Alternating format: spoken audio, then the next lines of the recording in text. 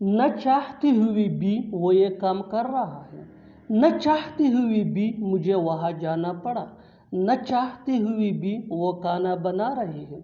ऐसे जुमले हम अपने डे टू डे लाइफ यानी रोज़मर्रा ज़िंदगी में ज़रूर बोलते या सुनते हैं। इन जुमलों में हम कह रहे हैं न चाहती हुई भी।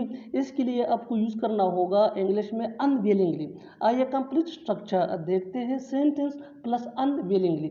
सेंटेंस ये टेंस या सिचुएशन के हिसाब से चेंज होता रहेगा।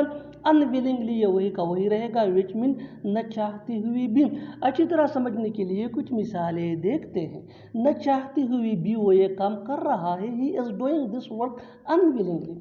ही is doing this work unwillingly. न चाहती हुई भी मुझे वहाँ जाना पड़ा। I had to go there unwillingly. I had to go there unwillingly. न चाहती हुई भी वो खाना बना रही है। She is cooking food unwillingly.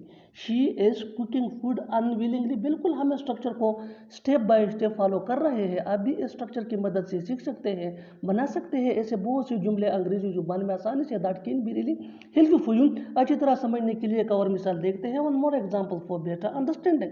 न चाहती हुई भी मुझे उससे बात करना पड़ा। न चाहती हुई भी मुझे उससे बात करना पड़ा। I had to talk to him unwillingly. I had to talk to him unwillingly. और आखिर में ये सेंटेंस आपके लिए कमेंट सेशन में इसका जवाब ज़रूर देना। न चाहती हुई भी मैं आ गया। न चाहती हुई भी मैं आ गया। Subscribe to English PS for more advance English structure. Thanks मन।